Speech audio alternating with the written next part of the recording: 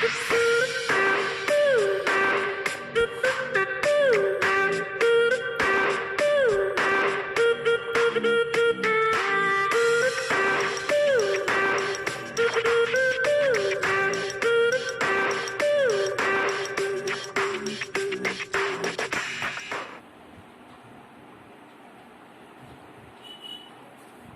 morning, student. Welcome to all of you in my YouTube channel Rajesh IT solution. जैसा कि आप जान रहे हैं कि पिछले कई वीडियो से एक MS ऑफिस का सीरीज में चला रहा हूं और MS ऑफिस एप्लीकेशन सॉफ्टवेयर के अंदर हम लोगों ने MS वर्ड अब तक कंप्लीट कर चुका है और इसका वीडियो पहले बन चुका है और विश्वास है कि आप लोग उसको देखे होंगे और इसका लाभ भी आपको मिला होगा। तो आज हम लोग शुरू करने जा रहे हैं MS ऑफिस का ही एक दूसरा पार्ट है स्प्रेडशीट। ठीक है, तो आज जो मैं स्प्रेडशीट बताने जा रहा हूं वो according to the CBSE syllabus schooling age का जो स्टूडेंट है, ये आप अगर देखेंगे तो क्लास 6 में भी स्प्रेडशीट बताया जाता है, क्लास 8 में भी स्प्रेडशीट चैप्टर है, यानी MS ऑफिस, उसमें MS ऑफिस बोल के चैप्टर है, उसी में स्प्रेडशीट इंक्लूडेड है और 9 में तो पूरा डिटेल्स है।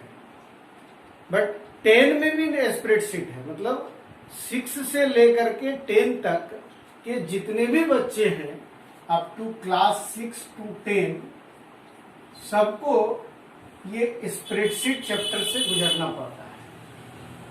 तो let start about the spreadsheet. Today we will discuss about the basics of spreadsheet, यानी स्प्रेडशीट का बेसिक आइडिया।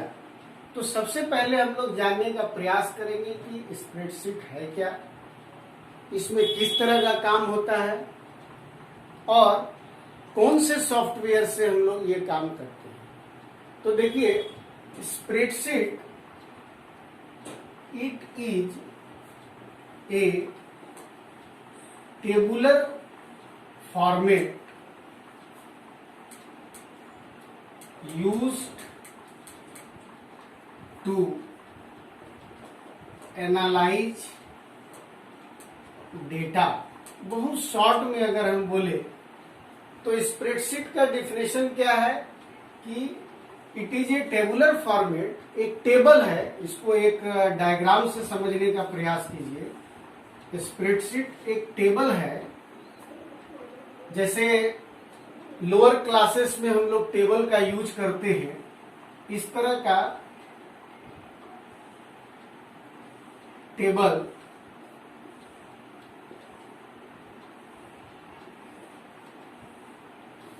जिसमें कई सारे बॉक्सेस दिखेंगे आपको, ये बॉक्स दिख रहा होगा, ये जिसमें इस बॉक्स में ही हम लोग कुछ भी डेटा एंट्री करते हैं, यानी ये टेबुलर फॉर्मेट जिसका काम है डाटा को एनालाइज करना, यानी इस डाटा को इसमें फीड करेंगे और उस डेटा को एनालाइज करेंगे वेरियस वे। ठीक है, यानी एनालाइज करना मतलब क्या, डेटा में कैलकुलेशन करना, डेटा को शॉर्ट करना, फिल्टर करना, कुछ फॉर्मूला डालना, डाटा को एनालाइज करने के लिए ग्राफ बनाना, चार्ट बनाना, चार्ट बना करके हम उसको लाइन ग्राफ, पाई ग्राफ, सर्कल ग्राफ बना करके हम देखना चाहते हैं। तो ये हमारा डेटा एनालाइजिंग के लिए स्प्रेडशीट सॉफ्टवेयर का यूज होता है। तो spreadsheet is an application software, it is a tabular format and which you use to analyse the data. But अब हमको दो चीज सीखना है कि ये स्प्रेडशीट काम करने के लिए, जैसा कि मैंने बताया, कौन सा सॉफ्टवेयर पे काम करेंगे। तो देखिए, दो सॉफ्टवेयर बेसिकली अभी यूज हो रहा है स्कूल्स में, and these two softwares are MS Excel and office calc. यानी माइक्रोसॉफ्ट कंपनी का बनाया हुआ जो सॉफ्टवेयर है वो एक्सेल है, और एक ऑफिस कैल्क है जो ऑफिस के नाम से जाना जाता है। ये आपका इंटरनेट से फ्रीली अवेलेबल है, बट इसके लिए हमको लाइसेंस लेना पड़ता है। तो इसीलिए जनरली स्कूल्स के बुक में आपको ऑफिस कैल्क मिलेगा, और हमारे ऐसे स्कूल्स के लैब वगैरह में ज्यादातर एमएस एक्सेल पे काम करते हुए देखते हैं, बट दोनों में डिफरेंस कुछ नहीं है, बोथ आर सेम। तो let's see, whenever you will start the MS Excel, जब आप एमएस एक्सेल स्टार्ट करेंगे तभी आपको ये एक शीट स्क्रीन पर दिखेगा जो टेबल के जैसा होगा, और इसी को हम लोग स्प्रेडशीट कहते हैं। तो इस स्प्रेडशीट में क्या क्या कंपोनेंट्स है, the another topic is components of spreadsheet. और स्प्रेडशीट के जगह अगर आप वर्कबुक बोलिए तो ज्यादा अच्छा होगा, फिर मैं बताऊंगा। वर्कबुक, कंपोनेंट ऑफ वर्कबुक, क्या क्या वर्कबुक का, यानी कि जब हम लोग एमएस एक्सेल स्टार्ट करेंगे, यानी whenever you will open MS Excel software, you will see a tabular format on the screen, and it will display 3 sheets at a time, sheet 1, sheet 2 और sheet 3। 3 शीट एक बार में खुलेगा, but पहला sheet आपका open रहेगा। यानी अब यहाँ पर एक बहुत ही इंपॉर्टेंट क्वेश्चन आता है, छोटे क्लासों में भी, इवन क्लास 9 तक भी, differentiate between workbook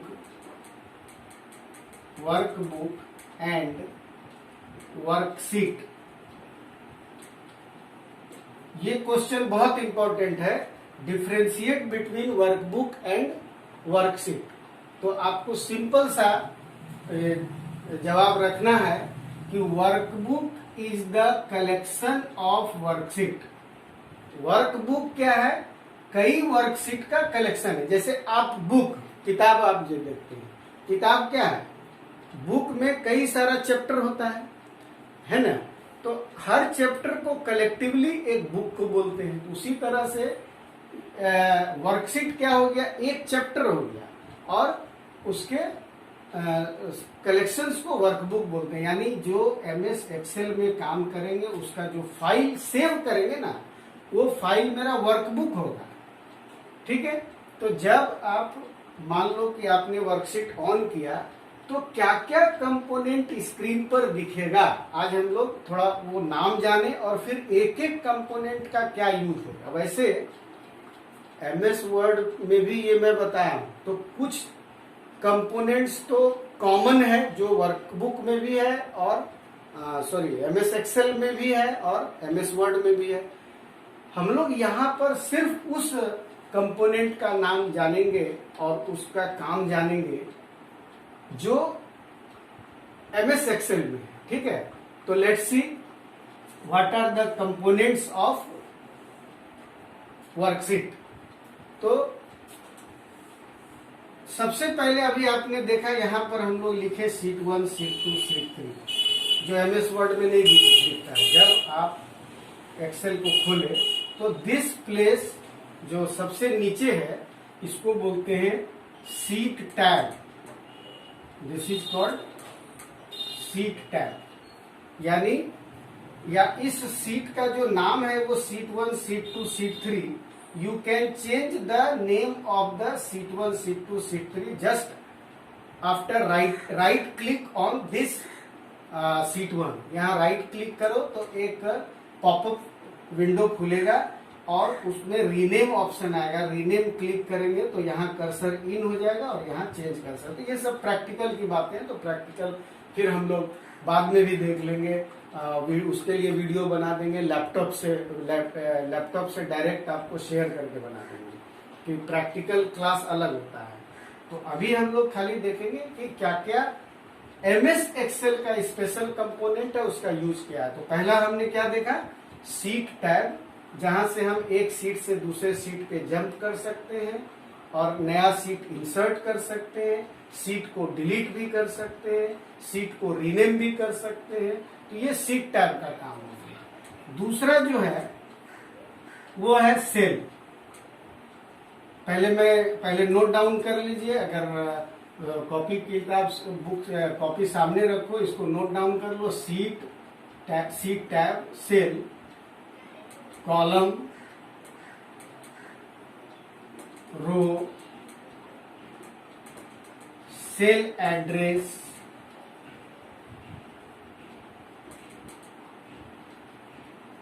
name box, formula bar,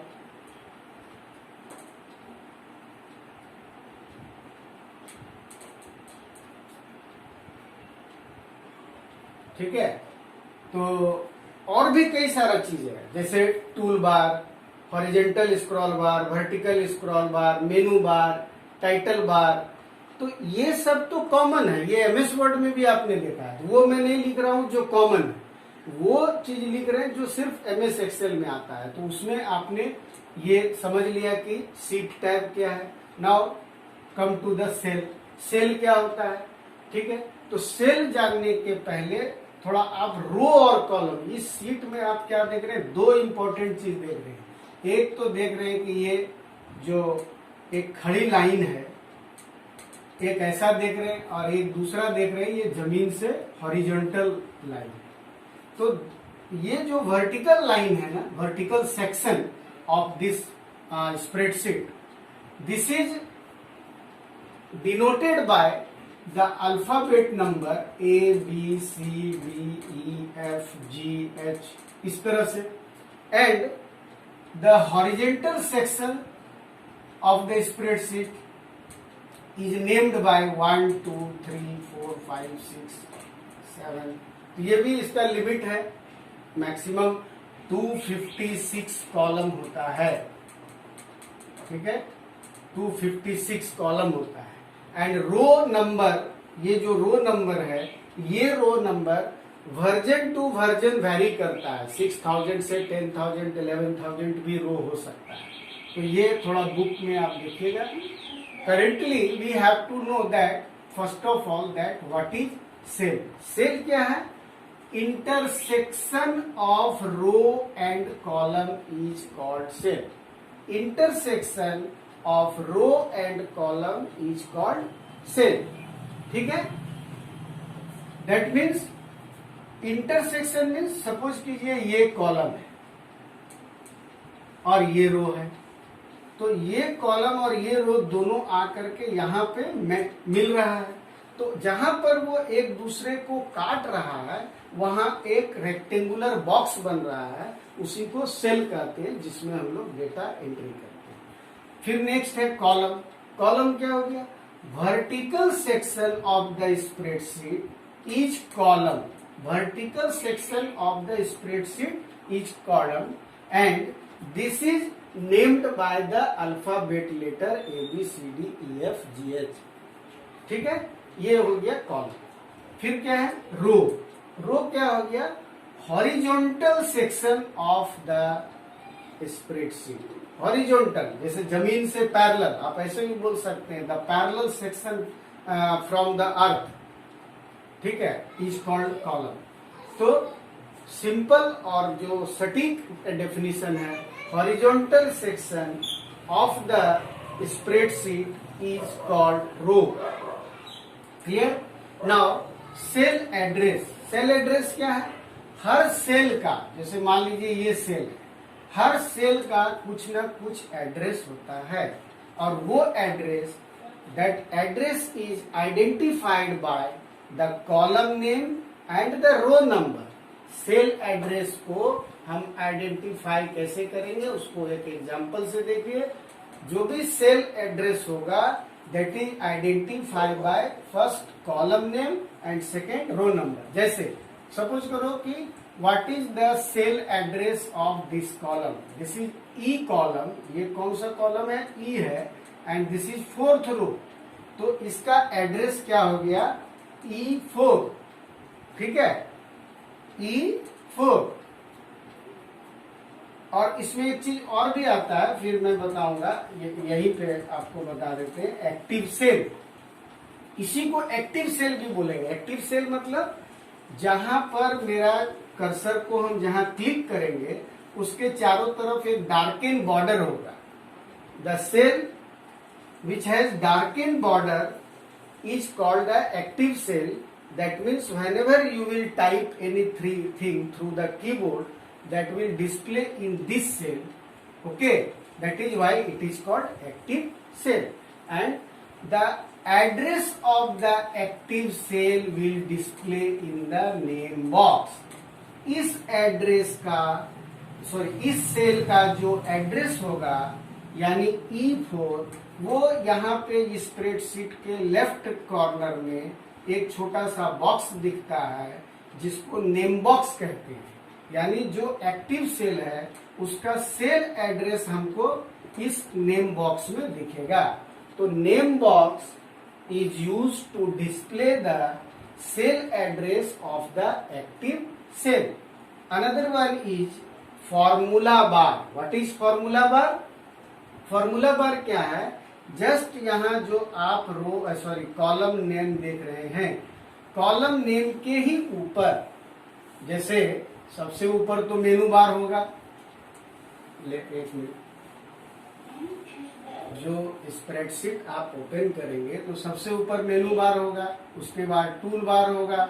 ठीक है, टूल बार के नीचे इधर आपने देखा नेम बॉक्स, यहाँ फिर एक और बड़ा बॉक्स होगा. This is called formula bar. Formula bar क्या है? That means formula bar will display the contents of the cell.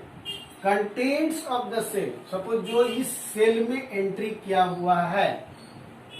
ठीक है, ध्यान सुनिए. कंटेंट्स में इसलिए बोल रहा हूं कि मान लीजिए आप इसमें फॉर्मूला एंट्री की, लेकिन वहां पर डिस्प्ले कर रहा है कैलकुलेटेड नंबर. अगर आप इस सेल में देख रहे हैं तो वो नंबर डिस्प्ले हो रहा है. बट जब आप इस सेल को एक्टिव करेंगे, यानी कि जब यहाँ पे कर्सर को क्लिक करेंगे, तो फॉर्मूला बार में उस एक्चुअल में उसका कंटेंट क्या है? फॉर्मूला. जैसे मान लो A is equal to A1 plus B1 plus C1, ऐसा वहां लिखा हुआ था. तो यहाँ तो नंबर दिख रहा था, लेकिन फॉर्मूला बार में उसका फॉर्मूला दिखेगा. तो एक्चुअल में हम एक्चुअल कंटेंट देखना चाहते हैं कि इस सेल में एक्चुअल कंटेंट क्या है, तो that will display in the formula bar. And also this formula bar is used to modify the contents of the cell. ठीक है, the formula bar is also used to modify the content of the cell. मान लो formula में हमको कुछ change करना है, यहाँ तो नंबर दिख रहा है, तो फॉर्मूला में चेंज करना है तो आप यहाँ क्लिक कीजिए, फॉर्मूला बार में पूरा फॉर्मूला दिखेगा. कर्सर को यहाँ पे क्लिक कर लो, इंसर्ट कर लो, और फिर इसके फॉर्मूला में चेंज कर दीजिए, एंटर कीजिए, यहाँ उसका वैल्यू चेंज हो जाएगा. Clear? Active cell is clear. So these are the components of the spreadsheet. ठीक है, और पहले अगर इस चीज को कुछ भी काम करने के पहले अगर ये सारा चीज आइडिया है, तभी हमको स्प्रेडशीट के बारे में समझ में आएगा. ठीक है, इसके बाद हम लोग जो आज का क्लास मेरा यहीं पे खत्म होता है. नेक्स्ट इसी का कंटिन्यू में, अभी स्प्रेडशीट का छोटा वीडियो और कंटिन्यू में चलेगा. नेक्स्ट क्लास में हम लोग फिर देखेंगे इसका फीचर्स ऑफ स्प्रेडशीट, यानी स्प्रेडशीट में क्या क्या काम कर सकते हैं, और फिर उसका डिटेल्स. पहले ये बोर्ड वीडियो बना देंगे आप लोग के लिए, और उसके बाद फिर हम इसका प्रैक्टिकल वीडियो भी बनाएंगे. Okay, good bye, have a nice day, thank you.